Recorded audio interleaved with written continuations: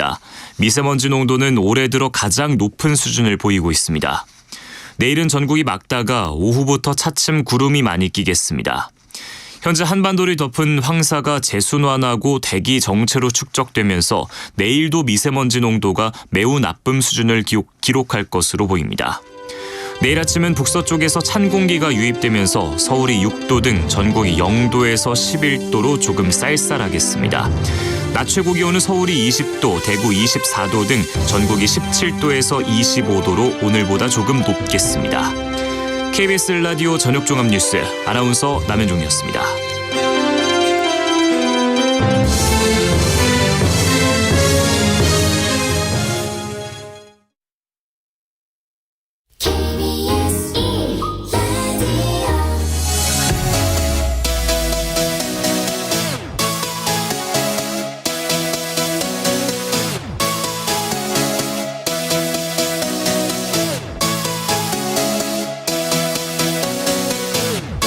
KBS 열린 토론.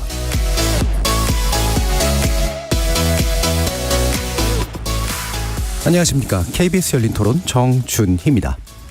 충격이었어요. 강남에서 그 마약이 학생들까지 들어왔다라는 거는 큰일이죠. 학생들한테 너무 취약하다는 거. 우리나라는 그래도 마약에서 보편화돼 있지 않은 나라라고 생각을 했었는데 많이 보편화돼 있는 것 같아서 좀 충격이었죠. 마약이라는 게 미디어나 영화 같은 컨텐츠에서는 자주 보이는데 학생들도 이제 접했다는 소식을 들으니까 비현실적인 느낌이 들었고, 우리나라는 초범이나 이런 거 할 때는 처벌이 약하다고 생각을 하거든요. 처벌을 좀 강화시킨다면 막을 수 있지 않을까. 이미 중독돼 버린 사람들은 어쩔 수 없이 큰 돈을 지불하고서라도 할 수밖에 없는 거니까. 마약이 뇌에 직접적인 영향을 미친다는 얘기도 들었는데 그게 어린이 학생들한테도 한다 그러면 성장해서 어른이 됐을 때도 그게 평생이 남는 거잖아요. 일벌백계를 해서 벌도 더 훨씬 높이고 얼마나 위험한지 경각심을 갖도록 언론에서 적극적으로 좀 하시면 어떨까 하는 아쉬움이 있습니다. 거리에서 만나본 시민들의 목소리 어떻게 들으셨습니까? 최근 강남 학원가 일대에서 충격적인 사건이 벌어졌죠. 마약이 든 음료를 집중력에 좋은 음료라고 속여 청소년들에게 마시게 한 믿지 못할 범죄에 덜미가 잡힌 건데요. 이 사건은 불특정 다수의 청소년을 대상으로 한 데다 다른 형태의 범죄와 결합한 새로운 형태의 마약 범죄이기도 합니다. 마약 문제로부터 자유로울 거라 생각했던 우리나라가 어느덧 하루가 멀다 하고 발생하는 사건으로 몸살을 치르고 있습니다. 정부는 범정부 차원의 컨트롤 타워를 출범시키면서 마약과의 전쟁을 선포하고 나섰는데요. 마약 경고등이 켜진 대한민국. 마약은 우리 일상 속에 얼마나 스며들어 있으며 또 어떻게 대처해야 할지 네 분의 전문가와 함께 살펴보는 시간 갖도록 하겠습니다. KBS 열린 토론 지금부터 시작합니다. 살아있습니다. 토론이 살아있습니다. 살아있는 토론, KBS 열린 토론. 토론은 라디오가 진짜입니다. 진짜 토론, KBS 열린 토론. 오늘 토론 함께해 주실 전문가 소개해 드리겠습니다. 김동철 한국범죄학회 학회장 나오셨습니다. 네, 반갑습니다. 마약사건 전문 검사 출신이십니다. 김희준 변호사 자리해 주셨습니다. 네, 안녕하세요. 국립과학수사연구원 초대 원장을 지내셨죠. 정의선 성균관대 과학수사학과 석좌교수 나오셨습니다. 네, 안녕하십니까. 을지대학 중독재활복지학과 초빙 교수로 계십니다. 최진묵 마약중독재활센터 인천다르크센터장 나오셨습니다. 네, 안녕하세요. KBS 열린 토론이 청취자 여러분들의 성원에 감사드리면서 이번 주까지 조그만 이벤트 준비하고 있는데요. 생방송 중에 토론 주제에 관련된 의견 보내주시면 추첨을 통해서 치킨 교환권 보내드립니다. 참여는 단문 50원, 장문 100원에 정보 용료가 부과되는 문자 샵 9730으로 부탁드리겠습니다. KBS 일라디오의 모든 프로그램 유튜브를 통해서도 함께 하실 수 있습니다. 자, 우리나라가 이제 마약 청정국일 거야 라고만 생각하시는 분들이 다수일 텐데 최근에 마약 관련 사건들 상당히 빈번해졌죠. 그리고 일각에서는 얼마 전에 그 유명한 드라마로도 등장했던 그 남미 이런 데 수준으로 상당히 심각하다라는 분석도 내놓고 있는데 우리나라 현재 상황이 실제로 어떤지 좀 네 분의 진단을 들어보도록 하겠습니다. 먼저 정의선 교수님. 네, 저는 사실은 요즘에 이제 숫자상으로 봐도 굉장히 많은 변화가 있었고요. 예. 근데 그 변화 중에서 가장 큰 게 그 10대, 20대 젊은 사람들의 그 숫자가 늘어난다는 게 굉장히 우려가 된다는 생각을 하고 있습니다. 예. 그래서 그리고 지금 또 조금 전에 얘기한 것처럼 전혀 우리가 상상하지 못했던 마약으로 이런 또 다른 범죄가 생긴다는 거죠. 예. 그러니까 마약으로 인해서 그 보이스피싱 같은 게 생길 거라고는 아무도 생각할 예. 수 없었던 거였죠. 그러니까 그런 게 생겼고 또 강남에서 있었던 사건 같은 경우 보면은 본인이 그 여자 종업원한테 같이 그 필로폰을 주면서 그 상대편도 죽고 자기도 죽으니까 결국은 이 마약으로 인해서 살인까지도 같이 될 수 있다라는 거죠. 그러니까 굉장히 이런 것들이 많이 그 우리가 상상하지 못했던 다양한 방법으로 우리 속으로 침투된다라는 게 우려된다고 생각하고 있습니다. 예. 굉장히 많이 퍼져 있고 특히 젊은 층이 여기에 많이 노출돼 있고 결합 범죄와 극단적인 범죄로까지 이어지는 경향이 나타나고 있다. 심각한 상태로 보여지네요. 자, 그러면 김동철 학회장님 말씀 들어볼까요? 네, 뭐 지금 얘기한 것처럼 상당히 심각한 문제는 맞습니다. 예. 그러나 이제 저희들이 알고 있어야 되는 부분들은 뭐냐면 뭐 남미 수준은 아니죠. 사실은 예. 남미는 뭐 상당히 지금 이제 무거운 수준이고 그리고 그 정도까지는 가지는 않았지만은 결국 이러한 문제가 계속 이제 사건화되고 그리고 또 이렇게 이제 시민들이 이제 그 어떻게 보면 마약 포비아 같은 공포증을 느낄 정도로 지금 이제 확산된 것들은 사실인 것 같습니다. 제가 볼 땐. 자, 그런데 이런 공포 조장이 너무 또 심각하게 만들어지면 결국은 일반인들에게도 좀 좋지 않은 영향이 분명히 있을 수 있다. 뭐 이런 부분들이 있기 때문에 사실은 예방에 대한 뭐 이러한 것들도 필요할 것 같고요. 그리고 근본적 해결을 위해서 사실은 뭐 실천하는 행동들 이러한 것들이 상당히 중요한데 지금의 상황은 좀 많이 무섭고 그러니까 두려울 수도 있고 그래서 이러한 부분들이 진짜 아이들에게도 침투되었다라고 하는 상황들이 지금 현재 계속 만들어지는 부분들이 있기 때문에 이런 것들에 대해서 저도 뭐 사실 자녀를 두고 있는 부분들이지만 상당히 좀 우려스럽다라고 이야기 드릴 수 있겠습니다. 공포를 많이 가졌을 때 나타날 수 있는 문제점은 뭘까요? 이렇게 만약 공포가 많이 생기면 이제 마약 포비아라 그래서 사실 심각한 어떤 사회적인 문제가 일어날 수는 있습니다. 괜한 두려움, 공포증, 자 이러한 것들로 이제 스스로에 대해서 어떤 이렇게 단절에 대한 부분들도 생길 수가 있고요. 그리고 또 지금 이제 아이들이 이제 그 마약의 범죄에 지금 이제 활용이 되었기 때문에 이러한 부분들로 인해서 사실은 아이들이 막연한 두려움 그리고 또 부모들이 또 예를 든다면 이제 학원가에서 생겼던 이러한 여러 가지들이 있기 때문에 이러한 부분들이 결국은 뭔가 이렇게 해결책보다는 두려움만 휩싸여 있는 뭐 사실 발전돼서 뭔가 해결책이 만들어지지 않고 두려움만 있다라는 것들은 사회적 문제가 발생될 수는 있죠. 그러니까 이제 뭐 지나치게 기피한다든가 단절시킨다든가 맞습니다. 그래서 개인적인 해결책만 도모하게 되는 문제들. 자, 최진국 센터장님 말씀 들어볼까요? 저는 이제 현장에서 이제 많은 약물 사용자들을 만나는 경우인데요. 뭐 저희 센터에 입소해 있는 친구들 지금 10대가 90%고요. 저희 같은 또 다른 경기도에 있는 다르크 같은 경우도 거기는 20대가 15명 중에서 80%가 20대예요. 그리고 제가 지금 오늘도 기소유예 교육을 갔다 왔는데 기소유예 교육의 80% 이상이 여성 반 남성 반인데 20대고요. 그러니까 기소유예된 분들을 대상으로 그러니까 초범들에 한해서. 근데 이제 보통 보면 현장에선 이제 뭐 이제 그냥 우리가 이제 상담하는 친구들하고 얘기를 하다 보면 뭐 30, 40대, 50대 보는 게 거의 드물어요. 초범들에 한해서. 그러니까 뭐 현장에서 느끼는 체감은 우리가 그냥 수치로서 20, 30대가 많아졌다 정도가 아니고 정말 많다. 정말 문제다라는 생각을 정말 많이 하게 되는 거죠. 근데 또 하나가 문제가 뭐냐면 요즘에 퍼져 있는 마약들은 광범위하게 퍼져 있는 마약들은 대부분 이제 라이트한 마약들, 소프트한 마약들이거든요. 근데 이제 20대, 30대, 20대, 10대 친구들이 하는 마약들의 문제는 그 중독성이 그렇게 많지가 않다는 거예요. 개인이 느끼기에. 의학적으로는 분명히 중독성은 있는데 당사자들이 초기 약물 사용했을 때는 그냥 별 문제 없는데 이렇게 돼버리니까 이 문제는 어떻게 되냐면 그냥 나 술의 대용? 그냥 기호식품 정도라고 느끼고 있는 게 정말 문제인 거예요. 그러니까 이건 정말 많이 지금 교육을 시켜야 된다고 보는 거죠. 지금. 많이 퍼져 있고 또 진입 장벽도 굉장히 낮아졌죠. 아마 그 부분에 관해서 왜 이런 식으로 마약을 접하게 되는가라는 거 뒤에서 아마 좀 더 자세하게 들어볼 수 있을 것 같고요. 김희준 변호사님 말씀 듣겠습니다. 저는 굉장히 우려스러운 상황으로 보고 있는데요. 지금 이게 마약 그 범죄 패러다임 자체가 바뀌었어요. 그게 무슨 말이냐면 약 10여 년 전만 하더라도 그 마약 범죄의 주된 연령층이 40대였습니다. 근데 최근에 몇 년 전부터는 뭐 20대로 내려왔어요. 그리고 더더구나 그 10대 마약 사범 같은 경우에는 지난 5년 동안을 놓고 보면은 4배가 늘었는데 예. 10년으로 넓혀서 보면 12배가 늘었습니다. 그만큼 이게 10대나 20대의 마약 사범이 급증을 하고 있는 추세고요.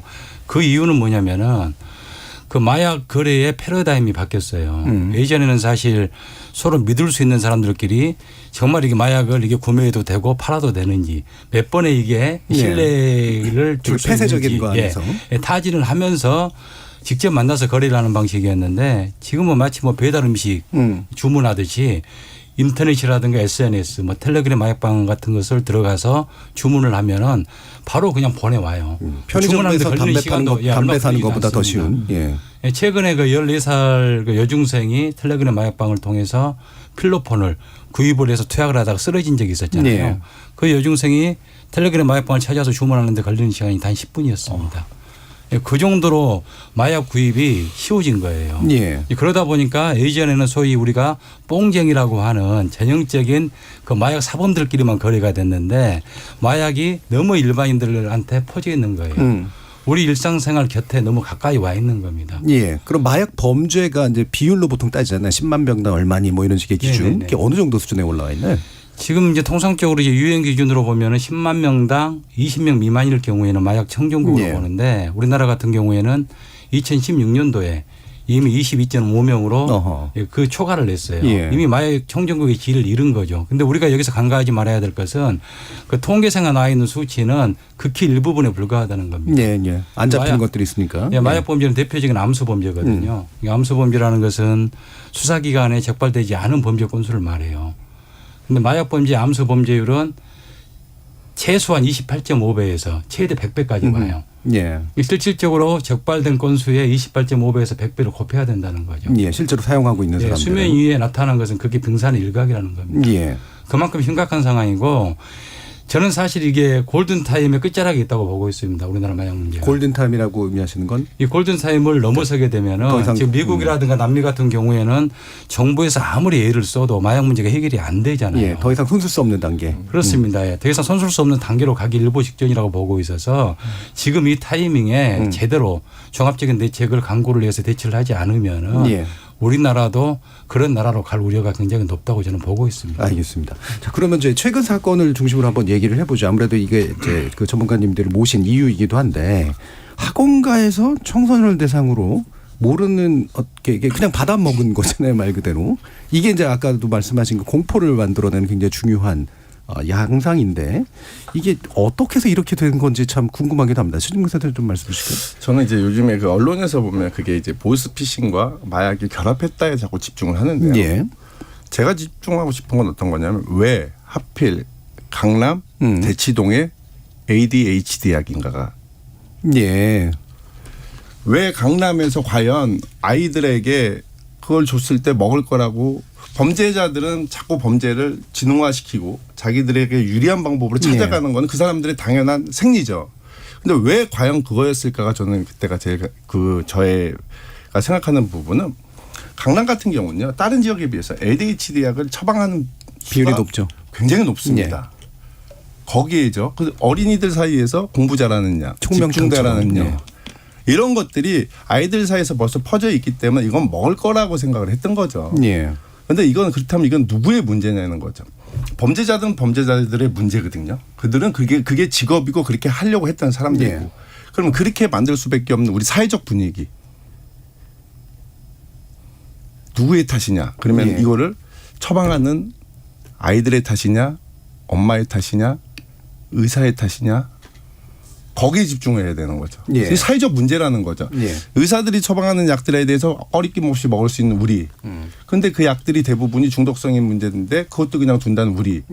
그 문제는 그러면 어떻게 누가 책임을 질 거냐는데 저는 초점을 맞추고 싶어요. 그러니까 몸에 좋다면 또 효과가 있다면 그냥 의심 없이 먹어버리는. 그런 처방되는 지금 현실. 상태. 이 범죄의 좀 특이성 같은 것도 좀 있습니까? 네, 이 범죄를 굉장히 또 단순하게 보시는 분들도 있던데 저는 굉장히 용의 주도하고 치밀한 범죄라고 보고 있거든요. 방금 우리 최진목 센터장님께서도 말씀하셨지만은 이게 강남의 한 본거지인 대치동 학원가에서 그것도 이제 학원가라고 하면은 공부 특히 뭐 실력 향상에 성적 향상에 관심이 많잖아요. 그 심리를 노린 거거든요. 그렇겠죠. ADHD에 효과가 있는 것처럼 집중력을 강화시키고 공부 잘 되는 음료수인 것처럼 그렇게 속여가지고 불특정 다수의 학생들 대상으로 범행 타겟으로 삼았다는 거예요. 예.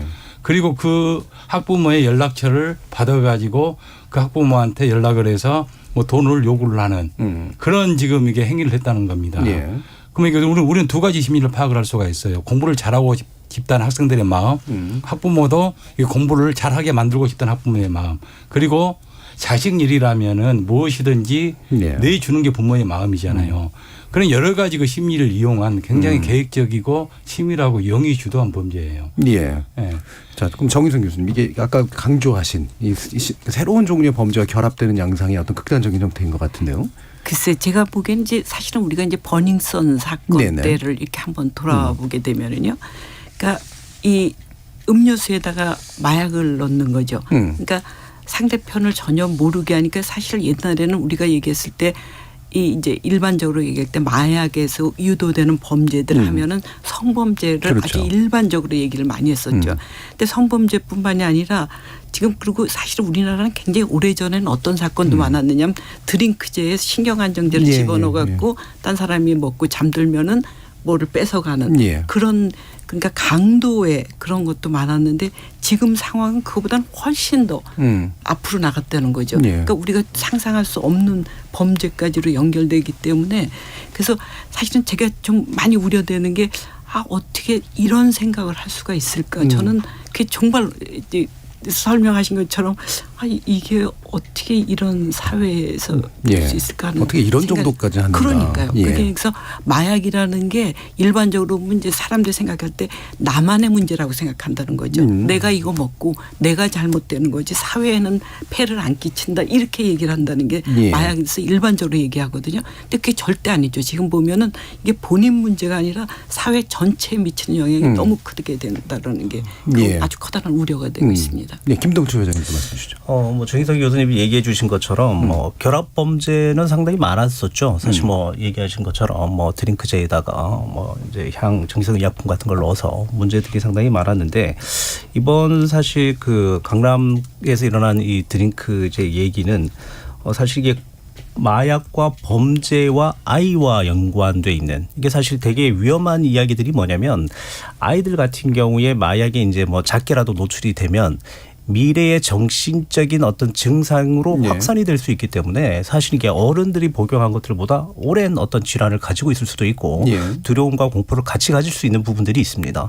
그래서 사실 도구에 대한 부분들을 뭐 이야기를 만약에 한다면 마약은 도구로 지금 사용을 하고 있는 것이고 그걸로 이제 갈취의 목적으로 그렇게 했는데 이게 사실 도구에 대한 목적이 상당히 위험한 것이 사실은 뭐 마약으로 시작이 돼서 추가 범죄로 이어지는 경우는 상당히 많습니다. 마약을 복용하고 사실 그 마약을 구매하기 위해서 어떤 여러 가지 사기라든지 아니면 갈취라든지 이런 것들이 많이 있기도 하고 근데 이거는 범죄의 도구로서 아이들을 상대로 마약이라고 하는 것들을 선택을 했다라고 한다는 것들은 이 유통 구조에서도 상당히 구멍이 분명히 뚫린 부분들이 있고요. 그리고 또 이거를 사실 뭐 지금 이제 교수님도 변호사님도 얘기해 주셨지만은 이러한 부분들이 결국은 여러 가지 이제 어떤 의미에서 범죄에 대해서도 문제가 될 수는 있는 부분들도 있지만 이게 사실 학부모들에 대한 어떤 이제 과잉적인 어떤 이제 그 학습에 관련돼 있는 부분. 자, 이러한 세부적이고 사회적인 부분들까지 붙여가지고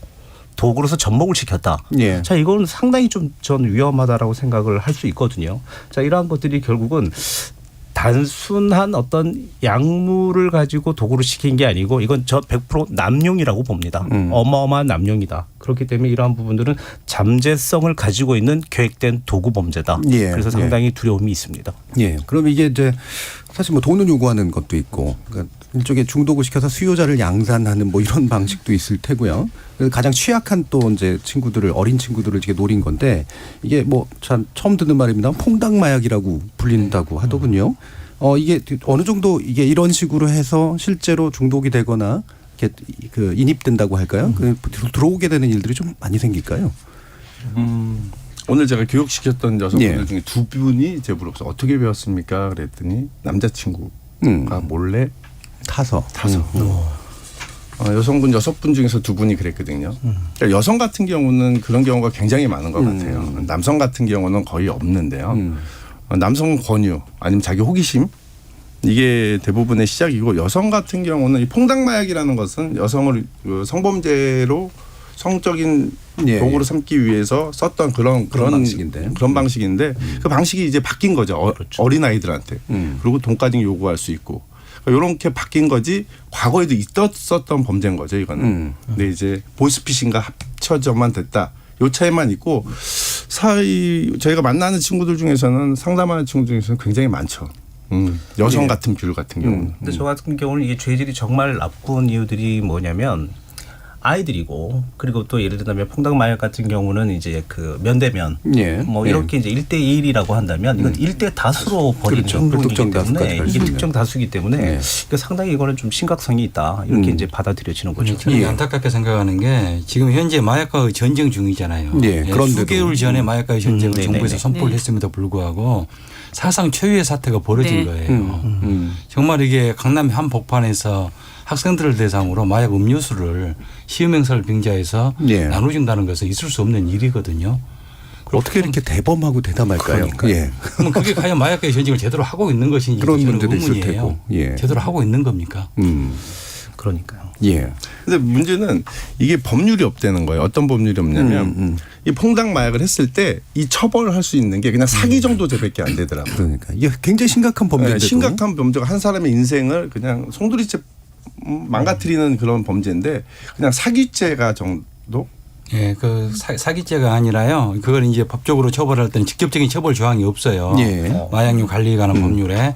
근데 사실 자기 자신이 투약하는 것보다 남한테 몰래 투약을 시키는 게 훨씬 더 죄질이 안 좋고 사안이 중대한 거잖아요. 근데 그럼에도 불구하고 아직 입법이 안 돼 있습니다. 그래서 지금 이제 수사기관에서 처벌하는 것은 상해죄하고 마약 소지죄 정도로 처벌을 해요. 마약을 소지했다가 음료수에 탔기 때문에 마약 소지한 건 맞잖아요. 그걸 이제 복용당한 사람들은 생리적 기능에 장애가 발생을 했다. 해서 상해죄로 우유를 하는데 그건 간접적이고 우회적인 방법이고 실질적으로 자기 자신이 투약한 것보다 더 약하게 처벌돼요. 법정형 자체가 더 낮기 때문에. 그래서 여기에 대해서는 너무나 일상적으로 많이 발생을 하고 있기 때문에 입법을 해서 훨씬 더 가중 처벌하는 규정을 둬야 된다고 저는 생각을 하고 있습니다. 그 죄질의 심각성에 비해서 왜 이렇게 경미한 처벌을 받는 입법 미비 사항이 뭐 되게 명확한 것 같은데요.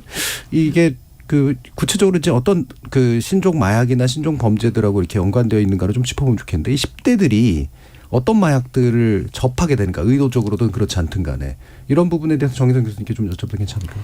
글쎄 그 신종 마약 종류가 굉장히 많습니다. 지금 UN ODC에서 그 2008년 9년 그때부터 모니터링을 해서 지금 그 알려져 있는 게 한 1,100 종류가 넘거든요. 그럼 그게 어느 정도 많은 숫자냐면 우리가 지금 마약이라 해서 우리나라에서 법적으로 규제하는 거, 향정신성이라 해서 규제하는 거, 대마 규제하는 거 막 다 합쳐도 한 400, 500종류밖에 안 되거든요. 그런 거에 비한다면은 1,100종이라는 게 나타났다는 거고 이런 약물들이 어느 만큼 빨리 이렇게 변화가 생기냐면 일주일에 하나씩 생긴다는 거예요. 일주일에 하나씩 생기고 또 얘네들이 오래 시장에 있지도 않고요. 그러니까 시장에 있다가 바로 없어지고 다시 나타나고 뭐 이런 게 굉장히 이제 변화가 큰 그런 신종 마약들인데 그중에 이제 얘기 좀 들어보셨던 게 좀비 마약이라고 그런 것 같은 게 있죠. 그러니까 알파 PVP 같은 약물 같은 경우는 먹고 나면은 자기의 판단 능력이 전혀 없어지는 거죠. 그래서 그렇게 해서 뭐 미국의 그 플로리다 같은 데에서는 사람을 살인을 하고 뭐 그 사람 뭐 그러니까 살도 막 뜯는 정도. 그러니까 굉장히 아주 좀 이렇게 생각할 수 없는 정도까지 가는 게 있고요. 그래서 종류가 굉장히 많은데 이제 지금 제가 보기엔 이제 우리나라 들어오는 거는 그 엑스타시라는 거, MDMA 같은 건 사실 그 신종마약이라 조금 올드된 마약이긴 많이 하지만 들어봤던 거니까. 그런 거 같은 경우에는 그 사람들이 쉽게 좀 접근할 수가 있는 게 되는 거거든요. 그래서 그런 종류들에 대한 게 우려가 많이 되고 아무래도 또 대마가 아무래도 초기 사람들이 처음 접근하는 걸로 대마가 좀 많이 아무래도 처음 접근을 하게 되죠. 그게 이제 뭐 간문 마약이라 그러죠. 예, 간문. 그런데 이제 신종 마약 같은 경우는 지금도 끊임없이 만들어지고 있어요. 예. 일명 이제 화학적 합성 기술이 발달하다 보니까 여러 가지 마약을 섞어가지고 효과는 더 강하게 하고 우리가 이게 검색에는 검증에 감정 기법에는 안 걸리게 하는 마약을 끊임없이 만들어내는 사람들이 있는데 예. 일명 이제 뭐 드러그 디자이너라 그래요. 제가 이제 검사 시절에 신종 마약을 2개를 마약류로 지정을 시켰습니다. 그게 뭐냐면 이게 물뽕으로 알려져 있는 GHB. 예, 그 최초 적발하셨던. 예, 그 최초로 적발해서 물뽕이라는 이름을 지어줬고 프로포폴. 예, 프로포폴도 이제 너무 오남용이 많이 되고 프로포폴 이용해서 그냥 사실상 장사하는 그런 의사들이 너무 많아가지고 그걸 최초로 수사해서 마약류로 지정을 시켰거든요. 그게 국가적인 차원에서는 전 세계에서 최초예요. 예. 예, 그런데 그때 제가 수사를 하면서 보면은 지금도 끊임없이 많은 마약이 만들어지고 있고 그걸 정부 당국에서 일일이 그때마다 실시간으로 디텍트를 해서 찾아내기는 어려워요. 어렵기 때문에 이게 실질적으로 마약이어도 법령상 마약이 아니면 처벌할 수가 없거든요. 예, 예. 그만큼 이게 현실에 있어서는 어려움이 굉장히 많이 발생을 하고 있습니다. 예. 그러니까 신종 마약이 만들어진다는 건 그만큼 이제 적발도 어렵고 처벌도 어렵고 또 이렇게 특이한 기능 같은 것들이 이제 더해지고 아마 이런 달라지죠. 거겠죠. 예. 그다음에 이제 어쨌든 이 조금 전에 말씀하신 것처럼 디자인을 해요. 그 사람들이 그 화학적인 구조에 특정하게 변화만 시켜서 계속 만드는 거죠. 그러면 법률에서는 그걸 규제를 하려면은 양리작용을 알아야 되고 하니까 네, 규제하니까 그렇군요. 늦게 되죠. 그럼 이 사람들은 또 빨리해서 또 다른 구조를 바뀌어서 새로운 걸 만들고 그래서 요즘에 이제 전 세계적으로 얘기를 하는 게 비슷한 화합물까지는 빨리 막 묶자. 그래서 그렇게 묶는 걸로 해서 법적으로 굉장히 애를 쓰지만 또 다른 방향으로 그 사람들이 계속 화학적인 구조를 만드는 그런 예. 게 좀 요즘에 굉장히 커다란 좀 이슈가 되고 있습니다. 뭐 현장에서 보면 확실히 대마가 문제긴 한 것 같아요. 왜냐하면 합법화되는 나라들 그다음에 이제 막 뭐 태국 같은 경우 이제 뭐 그렇죠. 예. 관광객들을 많이 끌어들이기 위해서 뭐 합법을 한다는 정도니까요. 근데 사실 지금 10대, 20대가 문제가 되는 이유는 10대, 20대가 외국을 나가는 수가 굉장히 많다는 거예요. 예. 그러니까 자기 눈으로 보는 거죠. 어떻게 보냐면 대마를 피우면서 공부를 하는 애들, 대마를 피우면서 대학을 졸업하는 애들 그냥 아무 무상 겉으로 봤을 때 문제 없이 다 해가는 것들을 보면서 자기들이 경험을 하고 한국에 들어왔을 때는 안 한다고 생각을 해요. 한국엔 법률적으로 문제니까. 근데 먼저 들어와 있는 친구들이 먼저 하고 있는 거예요. 예. 그러니까 유학을 갔다가 여기에서만 해야지 했다가 하는 친구들이 대부분 들어와서 대부분 다 같이 하거든요. 문턱이 너무 낮아진 거예요. 그러니까 익숙해진 거죠 벌써. 약물에 취해 있는 사람들을 보는. 그러다 보니까 문턱은 낮아졌고 저희 나라 같은 경우는 마켓이 SNS 딱 하나에 정해져 있는 예. 거죠. 이 친구들이 대마만 해야지 하고 시작을 해요. 하기는. 하지만 마켓 형성 자체가 이 안에는 모든 마약을 파는 거죠. 뭐 엑스터시, 예. 플로폰, K, 코카인. 과거에는 뭐 수사하실 때는 코카인 우리나라에서 보기 어려웠거든요. 근데 예. 지금은 코카인도 막 너무 많아요. 그러니까 이런 것들이 하나에 딱 마켓에 형성돼 있으니까 대마만 해야지 했다가도 다른 걸로 자꾸 넘어가게 되는 거죠. 이게 자꾸 게이트웨이 드럭이라고 얘기하는 이유가 내가 대마만 해야지 할 수가 없습니다. 이 상황 자체 그다음 우리나라 지금 현 상황은 마약이 너무너무 퍼져 있고 너무너무 쉽게 구할 수 있는 나라이기 때문에 예. 청소년들 사이 아니면 20, 30대 사이에서는 이런 마약들이 정말 문제인 거죠 현재. 예. 그러니까 저희 나라라고 하셨다 우리나라로 또 금방 또 바라져가지고 감사합니다. 제가 하지 않아도. 예.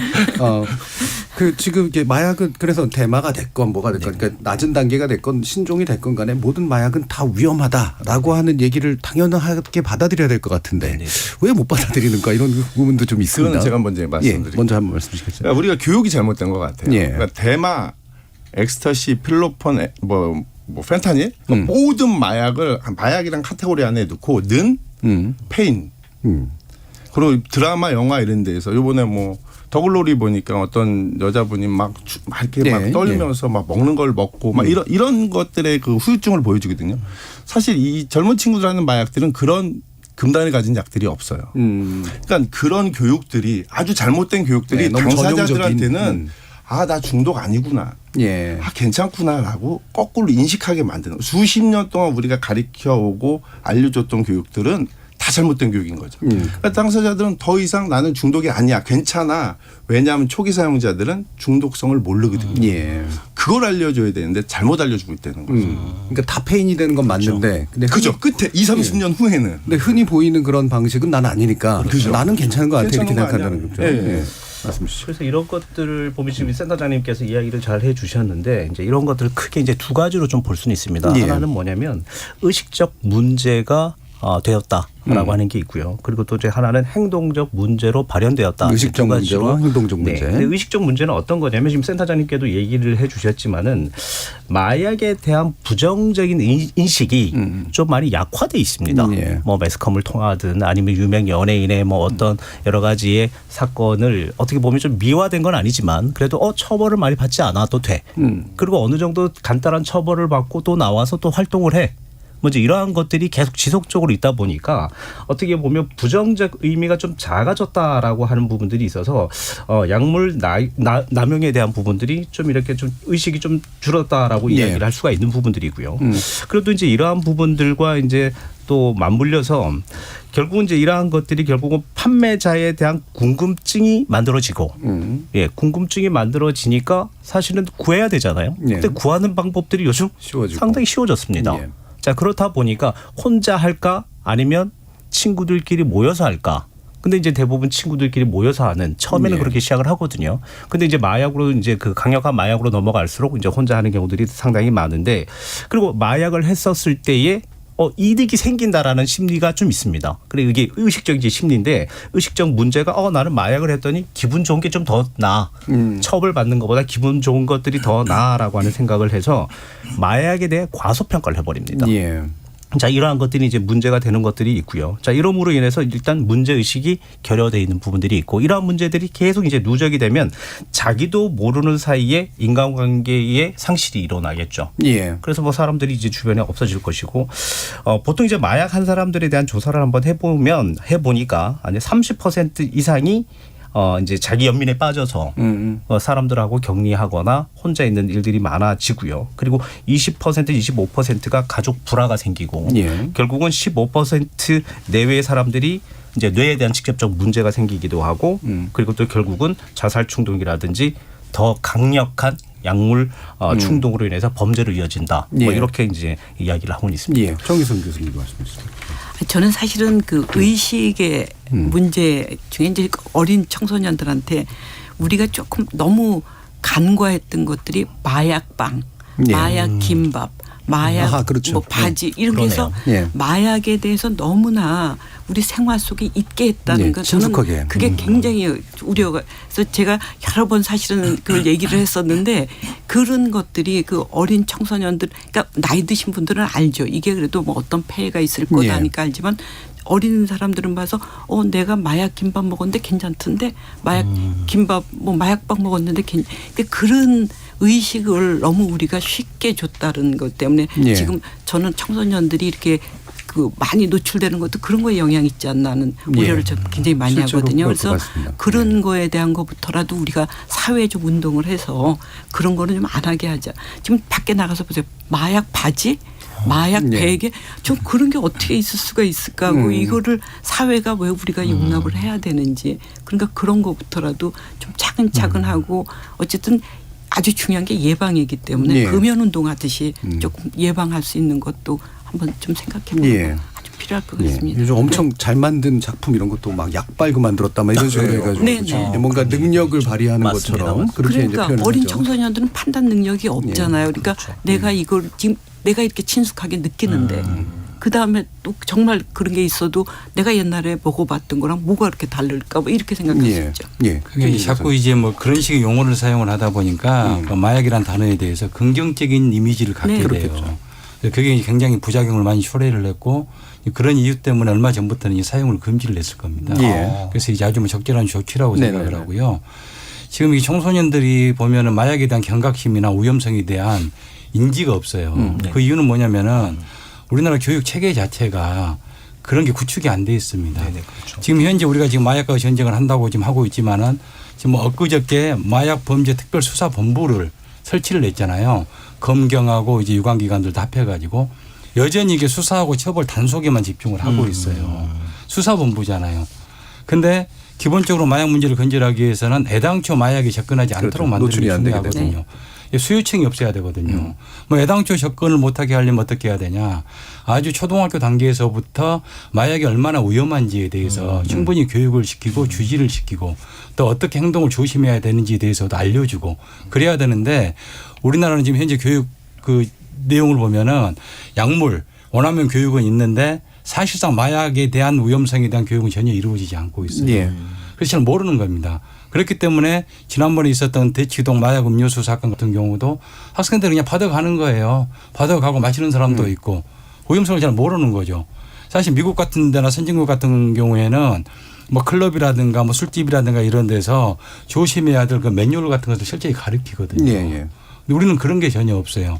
그래서 마약 문제를 근본적으로 해결하기 위해서는 예방 교육을 실제히 해서 애당초 손을 대지 말도록 해야 되고 예. 마약 범죄를 저질렀으면은 교도소에 소감시키고 처벌로만 끝날 게 아니라 예. 철저하게 치료 제한을 해서 다시는 손을 대지 않도록 해줘야 되거든요. 그렇게 종합적인 시스템을 구축을 해야지 막연하게 무조건 적발을 내낸다, 처벌한다, 구속을 한다. 저도 사실 검사 시절에는 그게 능사인 줄 알았어요. 예. 근데 지금 돌이켜 생각해 보면은 그건 정말 이게 지엽적인 해결 수단이에요. 예. 그 대처 전체적인 방법 해결 수단이 될 수가 없습니다. 예. 대처 방법에 대해서는 2부에서 좀 더 자세히 얘기해 보고요. 1부가 시간이 많이 남지 않아서 최진구 센터장님께 이게 어떤 마약이든 한번 일단 들어가면 방향을 거꾸로 갈 수 없다라고 많은 사람들이 좀 이해하게 좀 만들어 주시죠. 그러니까 저희가 이제 영화나 드라마 이런 데서 보면 형사나 검사 선생님들이 예. 마약을 앞에다 두고 와 이거 줘도 안 해 이런 말을 하거든요. 그 왜 그러냐면 맛을 모르는 거죠. 아하. 이게 초기에 나한테 주는 이게 사람들은 약을 처음에 하면 이게 나한테 주는 강력한 긍정적인 효과만 생각을 해요. 근데 긍정적인 효과가 온다고 또 느끼고요. 그러니까 약을 딱 시작을 하면 그 긍정적인 효과를 잊지를 못하는 거죠. 그러니까 처음엔 아주 작은 예를 들어서 대마를 시작을 했다. 대마가 주는 한계가 있거든요. 그러니까 또 그 다음 약, 그 다음 약, 그 다음 약으로 넘어가게 되는 거예요. 예. 그러니까 계속 마약을 더 하드한 걸로 갈 수밖에 없고 결국 그랬을 때는 내 인생이 다 망가지는 거거든요. 중독의 문제도 중독의 문제지만 사실 대한민국 같은 게 형법으로 굉장히 강하게 다루잖아요. 삶 자체가 다 없어지는 삶이 되는데 그것들을 당사자들은 못 느끼는 거죠. 예. 그러니까 좋은 느낌. 그리고 또 하나 아까 말씀드리고 싶었는데 약을 사용하는 지금 10대, 20대, 30대 이제 막 하는 친구들은 뭐를 다 하냐면 나 처음에 걸리면 한번 봐줘. 기소유예. 예. 이게 너무너무 많이 알려져 있는 거예요. 그러니까 이 친구들이 뭐를 어떻게 생각하냐면 최대한 늦게 잡혔으면 하는 게 이 친구들의 생각인 거예요. 자기가 계속 썩어 들어가고 골마 들어가는 건 모르고 예. 계속 내가 최대한 어떻게 하면 늦게 잡힐까 이렇게 하는 게 지금 현실입니다. 예. 그러면 아까 이제 정혜성 교수님께서 말씀 주셨던 얘기 올드하다라는 표현을 쓰셨지만 사실 대표적인 게 엑스터시라든가 이런 것들이잖아요. 그렇죠. 필로폰, 예, 뭐 사실 필로폰이나. 코케인이 세죠. 예. 코케인이 사실은 한 번에도 중독이 될 수 있는 건 코케인이라고 얘기하거든요. 단 그러니까 한 코케인 번으로도. 같은 경우는 굉장히 아주 정말 전 세계적으로 하드 드럭으로 그건 묶여져 있죠. 코케인, 예. 예, 헤로인. 예. 그러면 혹시라도 잘 모르시는 분들을 위해서 그런 것들이 이제 이렇게 맞게 됐을 때 어떤 단계로 문제들이 생겨나는가 뭐 이런 것들에 대해서 좀 얘기해 주실 수 있을까요? 중독만 우리가 흔히 생각하게 되는데.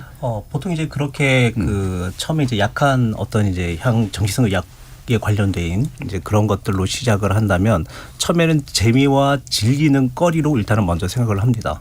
그리고 이제 그 수도 예를 들면 그룹으로 형성이 되게 많이 돼 있고요. 예. 그리고 이제 조금 더 무거운 어떤 이제 마약으로 가면 갈수록 인간 소외라든지 우울증이라든지 어떻게 보면 신체적인 질환보다는 정신적인 질환, 뇌에 대한 직접적인 질환에 대한 영향이 오기 때문에 결국은 모든 능력이 떨어집니다. 학습 능력도 떨어지고요. 그리고 또 병적인 여러 가지가 있지만 우리가 뭐 흔히 얘기하는 뭐 치매 같은 뭐 청년 치매 뭐 이런 얘기들도 들어보셨죠. 네. 마약을 했었을 때의 젊은 층들이 뇌에 대한 직접적 손상이 가기 때문에 결국은 이러한 문제들이 생기기 때문에 여러 가지 정신적 문제 이후에 결국은 신체적인 문제까지도 온다라고 얘기할 수 있겠죠. 결국 뇌에 직접 작용하는 거기 때문에 뇌를 직접적으로 손상시켜서 맞습니다. 인간으로서 살지 못하게 그렇습니다. 만드는 그런 문제를 남긴다.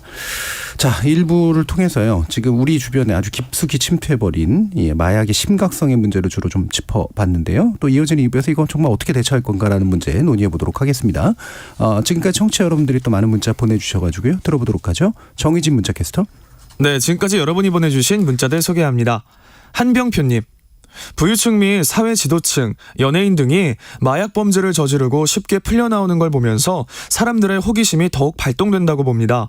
지위고하를 구분 없이 마약 범죄에는 일벌백계가 필요하다고 생각합니다. 6763님. 드라마나 영화 등 미디어에서 마약 투약하는 장면은 좀 자제했으면 합니다. 청소년들에게 미치는 영향이 지대합니다. 아무리 청소년 관람 불가 등급이지만 청소년들이 쉽게 접근하면서 범죄로 생각하기보다 호기심이 먼저 발동되는 것 같습니다.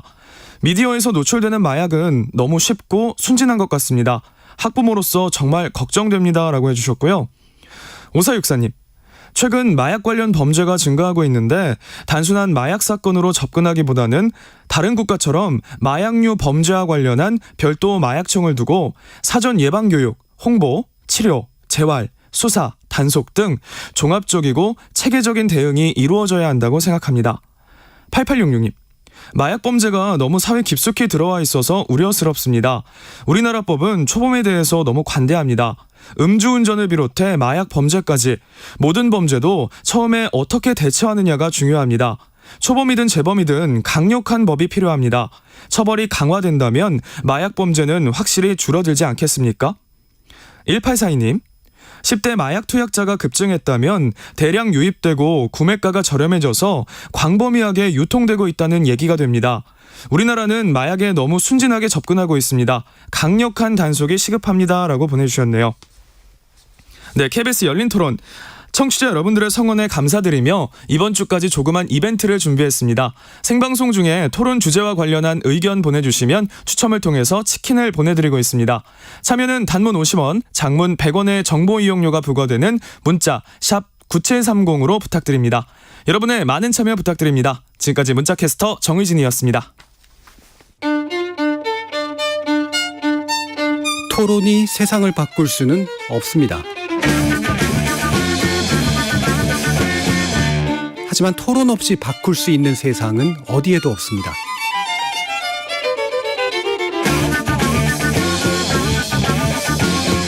세상의 선한 변화를 갈망하는 당신. 정답이 아니라 질문의 힘을 믿는 당신. 우리 KBS 열린 토론에서 만납시다.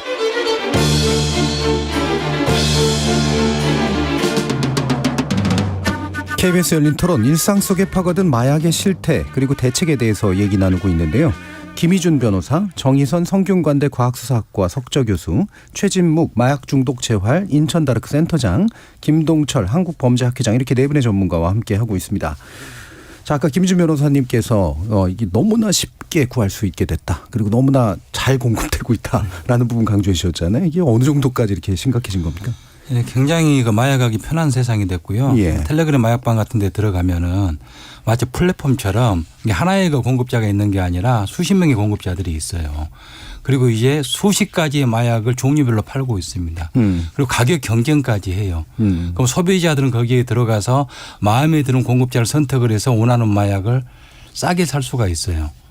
예전 같은 경우에는 이제 필로폰 1회 투약분이 소매가로 10만 원에서 15만 원 정도 했었거든요. 예. 지금 무슨 이제 피자 한 판 값이니 뭐 통닭 한 마리 값이니 이런 이야기가 나오고 있지 않습니까? 2, 3만 원 내지 3, 4만 원이면서 구입을 해요. 그러다 보니까 어린 청소년들이 그런 텔레그램 마약방을 통해서 쉽게 구입을 해서 투약을 하는 거예요. 얼마 전에 보도가 됐던 14살 여중생 사건도 그렇고요. 근데 여기서 더 문제가 심각한 건 뭐냐면은 단순한 투약 사범에 머무는 게 아니라 마약 공급에 가담을 하는 거예요. 10대 청소년들이. 그래서 최근에 여러 가지 수사 사례도 나왔지만은 주로 배송책으로 그걸 고액 알바 개념으로 생각을 하는 거예요. 그래서 한 달 동안 열심히 하면은 뭐 1,000만 원 이상 벌 수가 있다. 그런 유혹에 빠져가지고 소위 말 드라퍼라 그러거든요. 예. 배송책으로서 심부름하는 역할을 하고 어떤 경우는 2년 전에 적발됐던 사건인데 고등학교 3학년 학생이 직접 텔레그램 마약방을 운영을 했어요. 그래서 경찰에서 수사를 해서 잡아보니까 그 운영자 자체가 고등학교 3학년 학생이었고 고3 학생이 성인들을 배송책으로 이용을 한 그런 사례도 적발이 됐어요. 예. 그래서 10대들이 뭐 단순히 이게 마약의 소비자에 불과하다 라는 그런 통념은 깨야 될 것 같고 지금 10대들이 마약 공급이라든가 마약 조직에까지 지금 가담을 하고 있는 그런 상태다. 예. 그만큼 위험한 상황이 됐다. 이 대한민국 사회가. 예. 그래서 제가 지금 골든타임의 마지막 단계에 있는 것 같다고 이야기하는 주된 이유입니다. 예. 그 10대가 마약의 희생자나 단순히 그냥 이용하는 사람들뿐만 아니라 아예 그냥 주체가 돼버린 상황. 네, 맞습니다. 예. 김동철 회장님. 네, 지금 뭐 유통도 지금 뭐 당연히 많아지는 상황이고 뭐 수요도 그러고 이제 특히 이제 10대들 뭐 지금 이제 청소년들 이제 이야기를 해 주셨는데 이게 사실 좀 걱정되는 부분들이 뭐냐면 이제 뉴스 매체나 언론 매체들을 보면은 사건들이 상당히 다양해졌다. 예. 뭐 도구를 활용한 마약의 사건이 상당히 다양해진 부분들이 있고요. 그리고 또 사건이 폭발적으로 좀 증가했다. 다양하고 증가됐다. 그리고 또 하나는 뭐냐면 청소년이나 10대들에게 마약에 대한 사건들이 심심찮게 들린다. 자, 이러한 것들이 정말 많이 늘었구나. 그리고 또 정말 가격이 저렴해졌구나. 예. 뭐 수요가 상당히 많구나라고 생각이 이제 좀 드는데요. 이러한 이제 문제들이 많이 일어나는 것들 중에 이제 젊은 층들이 그리고 10대들 청소년들이 여기 좀 노출이 된 이유들 중에 좀 체크를 한번 해보니까 정보 공유자에 대한 우월 심리가 있습니다. 예. 젊은 친구들은 10대 아이들은 뭐 예를 든다면 나 마약에 대한 제조를 어디서 알아냈어. 예. 집에서 한번 만들어봤어라고 한다면 그 친구가 거의 우월 반열에 들어가 버리는 거예요. 자, 이렇게 되다 보니까 아이들이 일부러 찾고 만들고 그래서 어떤 사례가 있었냐면 제가 알고 있는 사례지만 감기약을 어마어마하게 많이 모았어요. 예. 그래서 그걸 가지고 제거되는. 추출을 해가지고 뭐 마약이라고. 예. 네, 충분히 그렇게 가능한 거고요. 미국 드라마에 많이 나왔죠. 네, 맞습니다. 예. 그리고 정신과에 가서 나 우울증이 있다.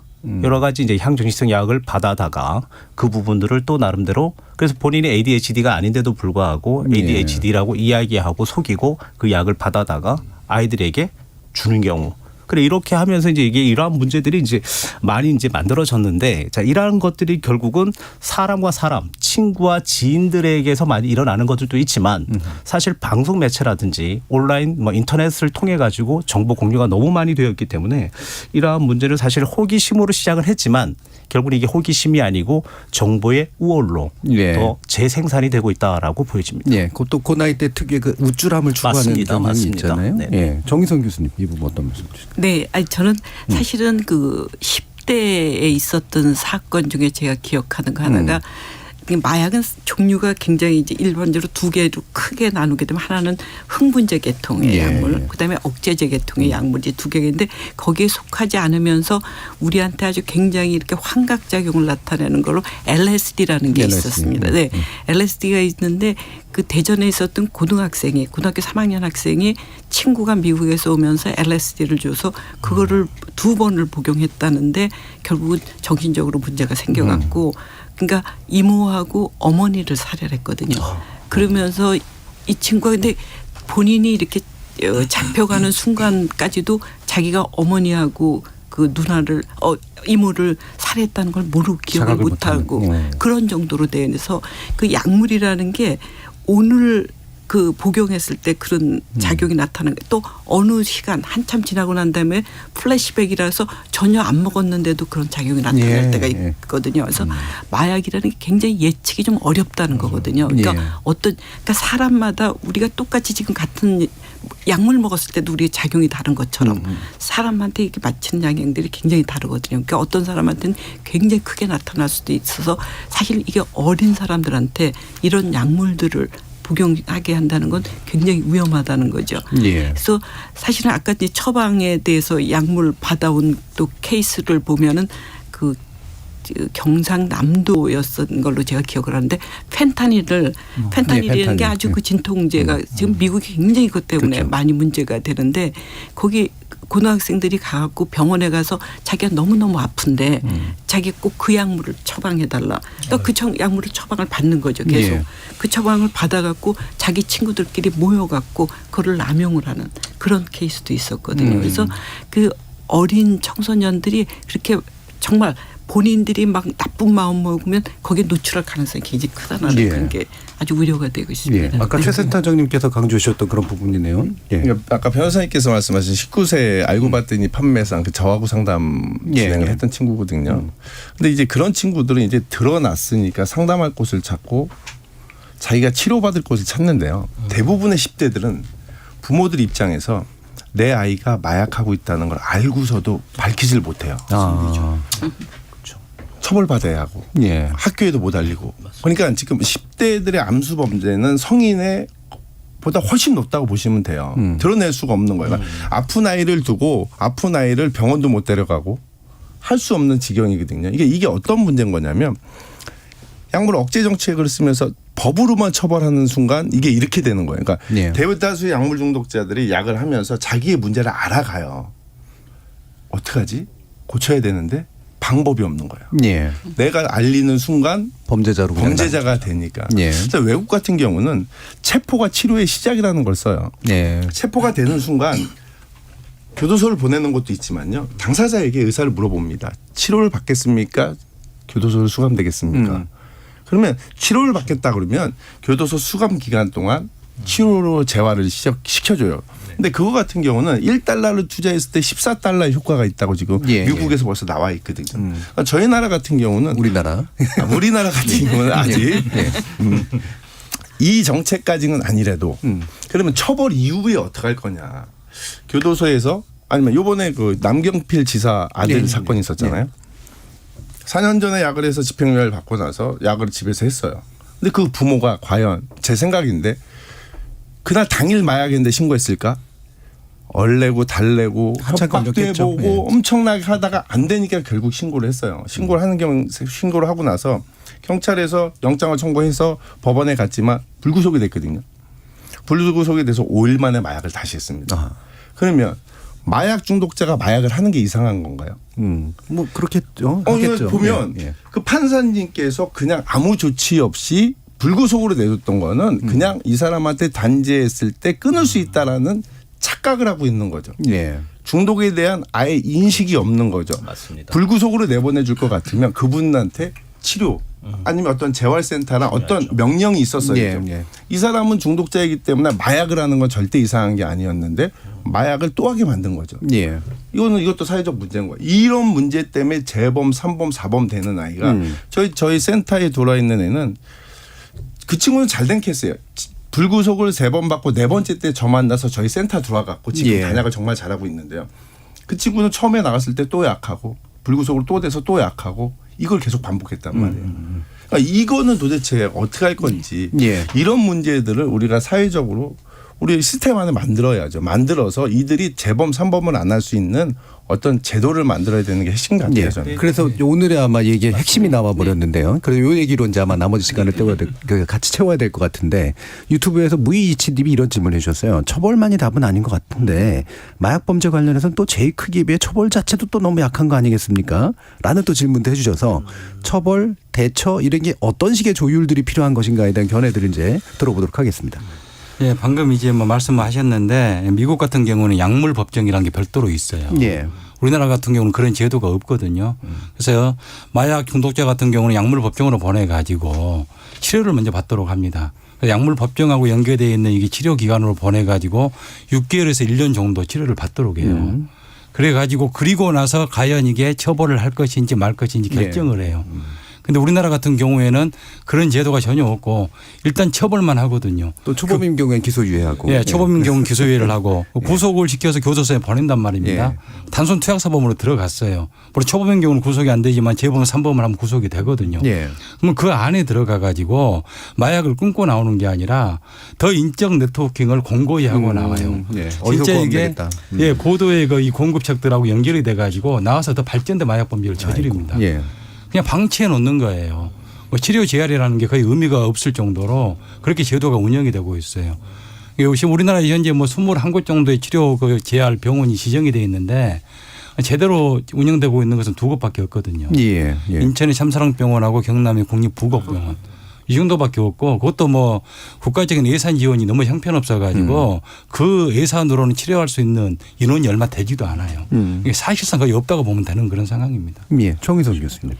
사실은 마약 정책이 큰 틀이 이제 마약 공급을 어떻게 억제하는지 네네. 또 수요를 억제하는지 하거든요. 근데 내가 보기엔 공급 억제는 우리가 굉장히 잘하는 것 같습니다. 우리나라 시스템상. 근데 수요 억제 그러니까 재범률이 높다는 거는 결국 이분들을 치료를 우리가 못 해주고 재활을 못 해줬다는 거죠. 다시 온다라는 거니까 이분들을 어떻게 해야지 다시 안 올 수 있게 하겠느냐는 예. 치료 재활에 지금 말씀하신 것처럼 치료 재활 쪽에 우리가 투자하지 않고 절대 이건 이겨나갈 수 없다고 생각이 들고요. 예. 그다음에 마약 먹는 사람이 한 사람이 있었을 때 그 가족이 얼만큼 어렵겠는가 하는 거거든요.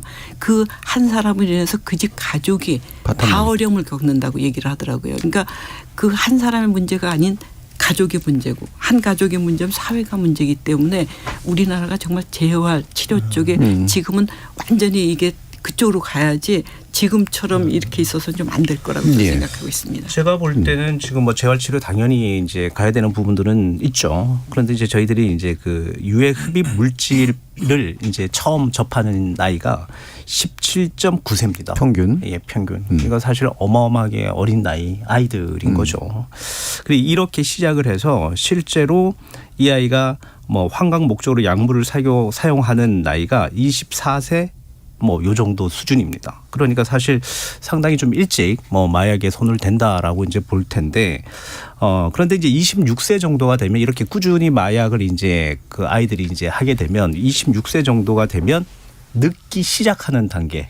이미 늦은. 예, 이미 늦은 단계라고 이야기를 합니다. 자, 그럼 이미 늦었다라고 하는 거는 분명히 법적인 문제가 분명히 생기겠죠. 처벌에 대한 문제가 생길 것이고 그리고 또 치료에 대한 부분들이 분명히 생길 겁니다. 지금 이제 교수님이 얘기해 주신 것처럼 뭐 당연히 치료하면 너무 좋죠. 자, 그런데 우리나라 자체의 정책, 마약 정책이 지금 어떻게까지 발전이 됐는지는 잘 모르겠습니다만은 얼마 전까지는 긴밀한 협력 단계도 별로 없었습니다. 협력이라는 건 어디하고 어디하고. 예를 든다면 이제 그 뭐 보건복지부나 예를 든다면 이제 법적인 관계 이런 부분에 대한 것들이 협력 관계가 좀 많이 없어서 대안에 대한 필요성을 계속 이야기를 했었습니다. 자, 그런데도 뭐 잘 안 이루어지는 것 같기도 하고 그리고 예방 정책에 대한 구성을 분명히 만들기는 만들었습니다. 자, 그런데 이 아까 얘기 드렸던 것처럼 17.9세에 대한 예방 어떻게 할 것인가. 그러니까 문제가 생기기 전에 하는 것이 예방이죠. 자, 그런데 뭐 문제가 되고 난 다음에 예방 얘기를 항상 합니다. 자, 이런 상황이 되다 보니까 교육에 대한 부분들은 좀 어릴 때부터 17세가 아닌 정말 청소년이 되기 시작할 때부터 시작을 해야 된다라고 생각이 좀 들죠. 예, 최정구 센터장님. 우선 예방이 우선이죠. 예방이 우선이고요. 저희 같은 경우 치료 재활 현장에 있는 사람들은 제가 느끼기에 그러면은 우리나라의 그 예방이나 어떤 초기 약물 사용자들 아직 중독까지 이르지 않은 사람들의 정책은 저는 다 만들어져 있다고 봐요. 왜냐하면 우리나라 같은 경우 한 재범률이 35%거든요. 65%는 기소유예랑 집행유예 사이에서 다 약을 안 하는 단계로 가요. 그럼 그 35%를 어떻게 할 거냐. 여태까지는 사회가 격리시켜서 교도소에 수감하면 돼. 그거는 약물 억제 정책이 통한 10몇 명당 20명 정도의 마약 청정국일 때는 맞죠. 근데 지금 현재 우리나라 2만 명 가까이 잡히고 있거든요. 1년에 약물 중독자들이 교도소에 있는 4천 명이 상시 구속돼 있어요. 4천 명이 상시 구속돼 있는데 더 이상 할 수가 없으니 기소유예 생기고 집행유예 생기고 이러는 거거든요. 그럼 35%에 대한 정책을 만들면 돼요. 근데 우리나라가 얼마나 좋냐면 교도소라는 제도가 있잖아요. 이 교도소 안에서 대부분의 약물 사용자들은 그냥 앉아 있다가 얘기하신 것처럼 네트워킹만 만들어서 나오는 구조거든요. 그러면 처벌하겠다라고 얘기를 했으면 그 안에 정책만 바꾸면 돼요. 왜냐하면 우리는 그 안에서 잡아서 놓고 형을 살리고 이 안에서 교육, 재활 이 시스템만 만들면 엄청나게 성장할 수 있는 나라인데요. 지금은 그냥 앉아서 그냥 시간 보내다가 재판만 받고 나오는. 그러니까 마약 사범들은 교도소에 가면 단 한 명도 과거에는 교육이나 이런 게 없었었어요. 그렇죠. 근데 교육만으로 약을 끊겠다고 생각하는 것도 기적을 바라는 거죠. 교육으로 어떻게 마약을 끊습니까? 이 사람들한테. 그러니까 치료 재활의 힘을 지금 쓸 때예요. 마약과의 전쟁을 해서 이기겠다. 테스코포도 만들었고 이번에도 중대본 만든다고 얘기를 하시는데 우리가 버닝썬 때 안 했나요? 3개월에 몇천 잡았거든요. 요번에도 잡긴 잡을 거예요. 왜냐하면 약을 하는 사람은 더 많아졌으니까. 그렇다면 돈 스파이크를 예를 들면 돈 스파이크가 10년 전에 대마를 폈어요.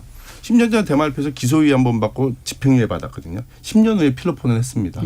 필로폰을 하고 나서 이 사람의 범죄 사실이 뭐냐면 7명에게 교부 필로폰을 몇 명과 같이 마약을 했어요. 10년 전에 치료 재활을 했으면 7명한테 마약 안 줬죠. 이 치료 재활이 예방이고요. 치료 재활이 마약과에서 전쟁을 이길 수 있는 또 하나의 축이거든요. 그런데 이걸 너무 관가하고 있는 게 지금 정부에서 그게 좀 안타까운 따름입니다. 이게 1달러가 14달러의 가치를 지닌다는 게 이제 바로 그런 말씀이신 거죠. 자, 청취자 의견에서도 언급이 된 바가 있고요. 실제로도 이제 정부에서 마약청을 만들어서 마약 관련 범죄에 종합적으로 대응하자. 좋은 말이긴 한데 필요한 것 같기도 하고요. 실제로 어느 정도까지 진척되고 필요하다고 보시는지 김희준 변호사님. 네, 저는 사실 뭐 마약 범죄자가 늘어나고 하니까 최근에 정치권에서는 뭐 지난 정부에서 뭐 수사권 조정의 그 영향이 크다라고 서로 정치적 이해관계에 따라서 서로 다투고 있는데 되게 정치화돼 있죠. 예, 그런 관점에서 봐서는 절대 이 마약 문제를 해결하기는 어렵고요. 지금 현재 뭐 그저께 뭐 발족한 마약범죄 특별수사본부 같은 경우도 그전에는 사실 이게 마약 범죄 특별수사팀 해가지고 검찰에서만 있었어요. 검찰하고 관세청. 이번에 이제 경찰이 합류가 된 겁니다. 근데 아까도 제가 이야기했다시피 여전히 수사라는 데만 초점이 맞춰져 있어요. 근데 방금도 여러분들이 이야기하셨지만은 마약 문제를 해결하기 위해서는 수사 단속만으로는 절대적으로 부족하고 예방과 치료 재활이 반드시 뒤따라야 됩니다. 그렇다면은 그걸 종합적으로 컨트롤할 수 있는 컨트롤 타워가 설치가 돼야 되거든요. 근데 지금 우리나라 같은 경우를 보면은 마약 문제가 터졌을 때만 3, 4년 전에 버닝썬 사건 터졌을 때 한참 난리였잖아요. 그때도 마약 정전국이 아니다. 마약 문제 심각하다. 그리고 나서 그때 지나면 다 잊어버려요. 지금 현재 설치한 뭐 특별수사본부 같은 경우도 그게 상설 조직이 아니거든요. 임시 조직에 불과한 거고 몇 개월 운영하다 말겠죠. 그럼 마약 문제가 해결이 됩니까? 그렇지는 않아요. 그래서 저는 이제 마약청 같은 걸 설치를 해서 그 안에 모든 기능을 담았으면 해요. 예방교육부터 수사 단속 치료 재활까지 종합적으로 대책을 강구하고 실행해 나갈 수 있는 그런 컨트롤 타워가 반드시 필요하다고 보고 있습니다. 그러니까 종합 수사 위주의 어떤 관점 또는 주기적으로 오는 처벌이 아니라 종합적이면서 상시화된 대응들이 이제 되게 필요하다라고 보셨어요? 네, 그렇습니다. 정희성 교수님 어떠신가요? 네, 저도 동의합니다. 사실은 그 아까 말씀드린 대로 공복제뿐이 아니라 이 수요 억제에 대한 게 굉장히 필요한데 여기는 그 치료 재활이 같이 가야 되고 예방이 사실은 굉장히 중요하거든요. 예방도 근데 사실 지금 저는 아주 중요한 게 교육인데 예방 교육을 어떻게 할 거냐는 거거든요. 근데 지금 초등학교, 중학교, 고등학교 예방 교육이 우리가 시스템으로 되어 있을까? 저는 그렇지 않다고 생각 들거든요. 그리고 마약 교육은 아주 중요한 게 잘못 교육을 하면은 마약의 종류를 가르쳐 주게 되거든요. 그렇죠. 이거 있다, 이거 있다, 이거 있다 하면은 학생들이 거기에 대해서 호기심을 느낄 수가 있거든요. 그러니까 이 마약 교육은 정말로 그 만들 때 교재도 잘 만들어야 되고 이 그 교육하시는 선생님들의 그 수준도 맞춰줘야 되고 그래서 그런 쪽으로 정말 교육을 제대로 체계적으로 만들어서 그렇게 가야 된다는 게 저는 생각이거든요. 그래서 예방 교육이 아주 굉장히 중요하다고 생각됩니다. 지금 교수님 얘기 뭐 다 너무 맞으시고요. 아이들 같은 경우 이제 어린 아이들 같은 경우는 기억과 열망이라고 하는 어떤 심리적인 문제 부분들이 있거든요. 이게 뭐냐면 어린 시절 기억이 오랫동안 판타지처럼 남아 있습니다. 그래서 작은 기억이 좋은 기억이면 이거는 그냥 지속적으로 가는 거거든요. 그래서 지금 교육에 대한 부분들도 잘못 진짜 그 교육이 잘못돼 버리면 호기심을 더욱 유발시키는 문제로 가게 된다면 이게 상당히 문제이기 때문에 이런 것들은 조심해야 되는 것이고 그리고 이제 아이들이 이제 뭐 여러 가지 그 우리는 뭐 교육에 대한 열이 너무 높잖아요. 경쟁에 대한 부분들도 높고 이러다 보니까 아이들 스스로가 우울이라든지 스트레스에 많이 노출이 되어 있습니다. 그럼 이것들을 해결을 하려고 상당히 많은 것들을 찾아보고 정보를 이제 공유를 하게 되거든요. 여기에서 마지막 단계가 약입니다. 그래서 이러한 부분들이 있기 때문에 사실은 우리가 마약에 대한 문제도 교육을 시켜야 되는 부분들이 있지만 그 전 단계까지도 저희들이 한번 훑어는 봐야 된다. 그렇지 않고서는 마약에 대한 교육, 예방, 치료 이게 삼박자가 맞을 수는 없다라고 이야기를 드릴 수 있겠습니다. 그럼 마지막 발언 듣기 전에 최선택 의원님께 잠깐 여쭙고 싶은 게 아까 이제 강남 사건 같은 경우에 그 당했으면 어떻게 대처하는 게 제일 중요합니까?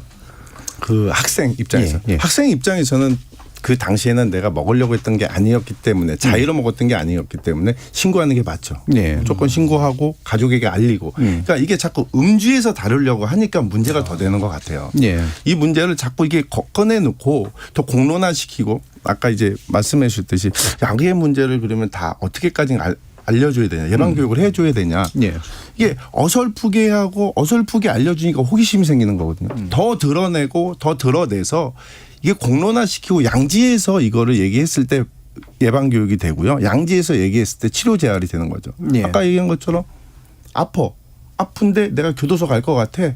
그러면 신고를 못하는 거 제가 얘기를 못하는 거죠. 그러니까 내가 드러낼 수 있는 단계까지 내가 문제가 있으면 문제가 있다고 드러낼 수 있는 단계까지 저희는 이거를 양지에서 다뤘을 때 결국 문제가 예. 해결이 된다. 저는 이렇게 생각을 합니다. 예. 그래서 이제 마무리 발언으로요. 지금까지 나온 얘기와 함께 혹시라도 더 덧붙이고 싶은 거나 강조하고 싶으신 부분 있으시면 얘기를 들어보도록 할까요? 한 1분 정도씩 듣겠습니다. 김희준 변호사님부터. 예, 지금 우리나라는 그동안에 이제 마약 청정국이라는 환상에 빠져 있었어요. 예. 근데 마약 청정국이라는 환상에 빠져 있었던 것은 마약 범죄 숫자가 적다는 잘못된 인식 때문이었는데 사실 그동안 적발된 마약 범죄의 숫자는 등산의 일각이거든요. 우리나라는 이제 마약 청정국이 아닙니다. 이미 마약 공화국이 된 지 오래됐어요. 예. 근데 여기에 대해서 지금 현재 제대로 대책을 세워서 추진해 나가지 않으면은 정말 회복할 수 없는 그런 국면으로 처할 겁니다. 그래서 무엇보다 중요한 것은 수사 단속만이 능사가 아니라 예방부터 애당초 이게 마약에 손을 대지 않도록 하는 철저한 예방 교육부터 시작을 해서 설사 나중에 잘못해서 마약에 손을 댔다고 하더라도 치료 제한을 충분히 해서 예. 다시는 손을 대지 않을 수 있는 그런 기능을 구축을 해야 되고 그런 기능을 구축하기 위해서는 이러한 기능을 종합적으로 다룰 수 있는 그런 컨트롤 타워 역할을 할 수 있는 기구가 필요하다고 생각을 합니다. 예. 정의선 교수님 말씀 주시죠. 네, 저는 그 강남에서 이번에 있었던 학생들 사건 같은 경우 봤을 때 피해자들이 사실 피해 사실을 부모랑 학생이 선뜻 거기 신고하기가 쉽지 않았을 거라는 거죠. 그런 경우를 봐서 그런 피해자일 때는 국가가 좀 선제적으로 이런 경우는 이거는 절대 문제가 되지 않을 거고 예. 그리고 제가 보기엔 수사기관이 직접 찾아가서라도 해서 그분들한테 피해가 되지 않게 하는 좀 그런 마음 열린 마음으로 이게 수사가 진행되고 한다면 그 어두운 면에 있는 사람들이 좀 밖에 나오지 않을까 하는 생각이 좀 들었었거든요. 그래서 그렇게 조금 그러니까 수사하는 것도 좀 변해야 되지 않을까 하는 생각이 좀 들고요. 예. 그다음에 그 교육이 정말 아까 제가 잠깐 이제 금연 교육하는 것처럼 정말 교육을 좀 하는데 저는 옛날부터 굉장히 좋아하는 말 중에 하나가 그 레이건 대통령 부인 예. 낸시 레이건이 낸시. 얘기했던 just say no거든요. 예. 절대 안 된다고 얘기하라. 내가 나중에 이거 치료받을 건 내가 하면 될 것 같다는데 마약 문제는 사실은 본인 의지 갖고도 이기기 어렵거든요. 그래서 그런 정도로 우리도 조금 국가적인 어떤 캐치프레이즈라든가 해가지고 예. 전체적으로 하는 게 굉장히 필요하다고 생각하고 있습니다. 알겠습니다. 자, 김동초 회장님. 네. 지금 패러다임 변화 분명히 있어야 됩니다. 그런데 이제 국가적인 부분 그리고 또 범시민적인 부분들이 분명히 필요한 부분들이 있는 것 같고요. 제가 좀 우려되는 부분들은 뭐냐면 예방하자, 교육하자, 치료하자 너무 좋습니다. 자, 그런데 전문 인력이 부족한 게 현실이고요. 그리고 전문 교육자를 또 교육하는 전문가들이 없는 게 현실입니다. 자, 그러면 먼저 우리가 예방과 교육을 하기 위해서는 그런 전문가들에 대한 활성화가 만들어지는 게 우선인데 실제로 만들자 하고는 교수가 없고 교사가 없고 전문가가 없다는 게 문제입니다. 저희들 지금 현재 4분 있지만 제가 알기로는 마약 쪽 관련된 전문가가 손에 꼽힐 정도라고 저는 알고는 있거든요. 그래 이러한 것처럼 이러한 부분들에 대한 인력 확보가 일단은 급선무고 그 이후에 정말 많은 교육 예방 시스템이 만들어질 거고 프로그램이 만들어질 거라고 생각을 합니다. 자, 그런데 마약에 대한 어떤 문제를 해결하고자 예를 든다면 예방하자, 교육하자 이 말은 별로 중요하지 않은 것 같고 이 시스템을 만드는 그런 인력 인프라부터 먼저 구성을 해야 된다라고 생각이 됩니다. 네, 최 센터장님. 저는 23년 동안 마약을 했던 사람이거든요. 예. 그래서 전 치료 재활을 해서 지금의 자리에 있는 사람인데요. 어떤 말을 해주고 싶냐면 치료 재활을 했을 때 된다. 현장에서 제가 많은 친구들과 상담을 하고 저희 센터에 입소해서 같이 생활을 하면서 치료 재활을 하면서 무슨 생각을 하냐면 이거 안 되는 사람이 없구나. 우리는 한 번 마약한 사람은 영원히 마약한다는 사람으로 알고 있는데요. 현장에서 뭘 느끼냐면 이거 안 되는 사람이 없네. 안 하려고 하는 애들만 있구나. 이게 제가 현장에서 느끼는 거거든요. 이것들을 좀 알았으면 좋겠어요. 그러니까 가족들이나 이 방송을 보고 있는 가족 때문에 힘들어하거나 아니면 뭐 내 아이 때문에 힘들어하는 이런 사람들이 있다면 꼭 도움을 요청했으면 좋겠어요. 현재는 마약 중독의 문제를 겪고 있는 사람들이 아까 말씀 주신 것처럼 21개 치료병원에 자기가 전화를 해서 치료를 받겠다고 하면 비용 무료고요. 법적인 처벌 안 받아요. 예. 그러니까 그런 것들을 좀 많이 알려서 이거 정말 치료가 되는 질병이고 법적인 문제도 법적인 문제지만 이거는 분명히 질병이다. 예. 그래서 우리가 고칠 수 있다. 함께 할 수 있다는 것을 꼭 알아주셨으면 좋겠습니다. 알겠습니다. 마지막 말씀 굉장히 울림이 있었던 것 같습니다. 자, KBS 열린 토론 오늘 순서는 이것으로 모두 마무리할까 하는데요. 오늘 함께해 주신 네 분 정희성 성균관대 과학수사학과 석좌교수, 최진묵 마약중독재활 인턴다르크 센터장, 김동철 한국범죄학회장, 그리고 김희준 변호사 네 분 모두 수고하셨습니다. 감사합니다. 감사합니다. 네, 감사합니다.